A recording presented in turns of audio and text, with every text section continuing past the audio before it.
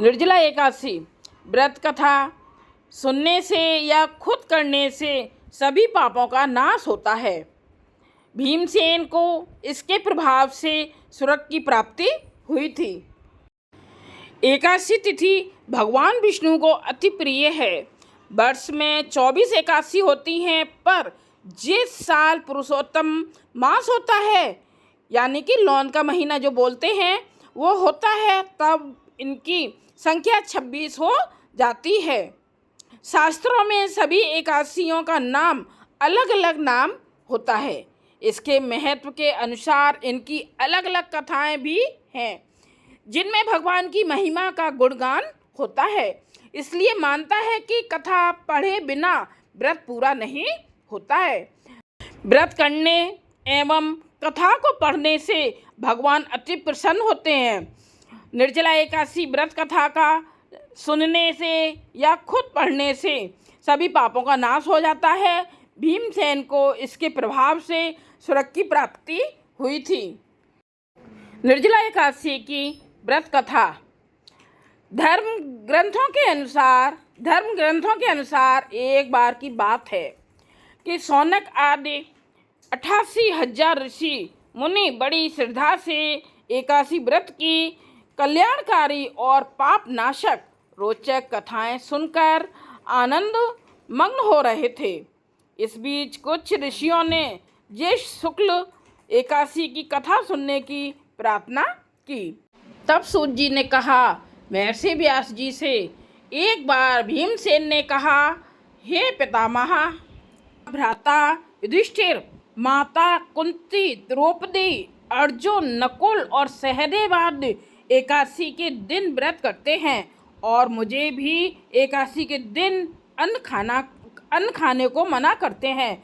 मैं उनसे कहता हूँ कि भाई, मैं भक्तिपूर्वक भगवान की पूजा कर सकता हूँ और दान दे सकता हूँ, लेकिन मैं भूखा नहीं रह सकता।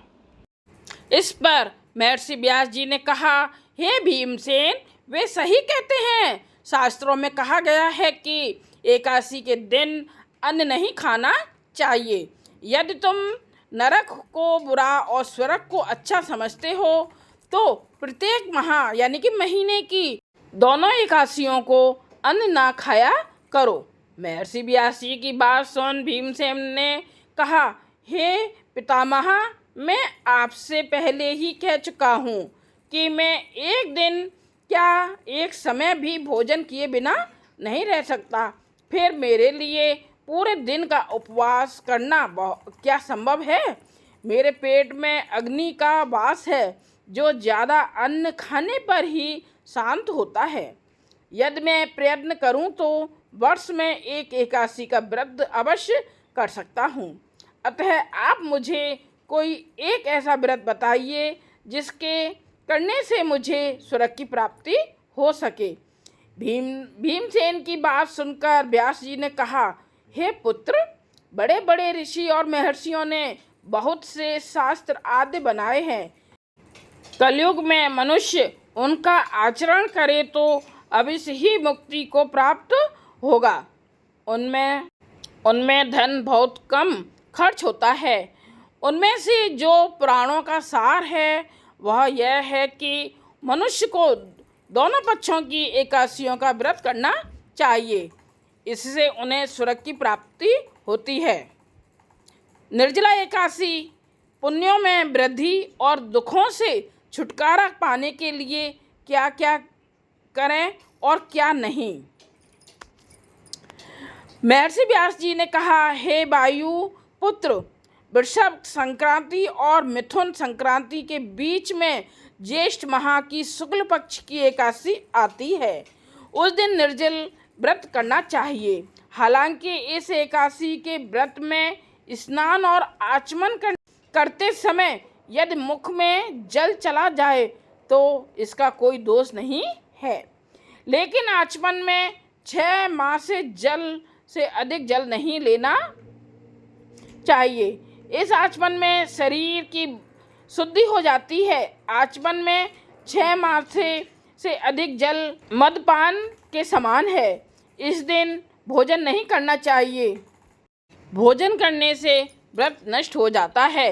सूर्योदय से सूर्यास्त तक यदि मनुष्य जलपान ना करे तो उससे 12 एकादशियों के फल की प्राप्ति होती है। द्वादशी के दिन सूर्योदय से पहले ही उठना चाहिए। इसके बाद भूखे ब्राह्मण को भोजन कराना चाहिए। इसके बाद स्वयं भोजन करना चाहिए। हे भीमसेन, स्वयं भगवान ने मुझसे कहा था कि इस एकादशी का पुण्य सभी तीर्थों और दान के बराबर है। एक दिन निर्जला रहने से मनुष्य पापों से मुक्त हो जाता है। जो मनुष्य निर्जला एकादशी का व्रत करते हैं उन्हें मृत्यु के समय भयानक यमदूत नहीं दिखाई देते, बल्कि भगवान श्री हरि के दूत स्वर्ग से आकर उन्हें पुष्पक विमान पर बैठाकर स्वर्ग को ले जाते हैं। संसार में सबसे उत्तम निर्जला एकादशी का व्रत है। अतः यज्ञ पूर्वक एक एकादशी का निर्जल व्रत करना चाहिए। इस दिन ओम नमो भगवते वासुदेवाय इस मंत्र का उच्चारण करना चाहिए। भीम ने बड़े साहस के साथ निर्जला एकादशी का व्रत किया, जिसके परिणाम स्वरूप प्रातः होते ही वह अचेत हो गए और पांडवों ने गंगा जल, तुलसी, चरणामृत प्रसाद देकर उनकी मूर्छा दूर की। तभी से वर्ष भर की 24 एकादशियों का पुण्य लाभ देने वाली इस श्रेष्ठ निर्जला एकादशी को भीमसेन एकादशी या पांडव एकादशी के नाम से किया जाता है। जय सिया राम। निर्जला एकादशी आप सबके घर खुशियाँ लेकर आए और सुख शांति और समृद्धि लेकर आए। जय सिया राम। लाइक कीजिएगा, कमेंट्स कीजिएगा और सब्सक्राइब कीजिएगा।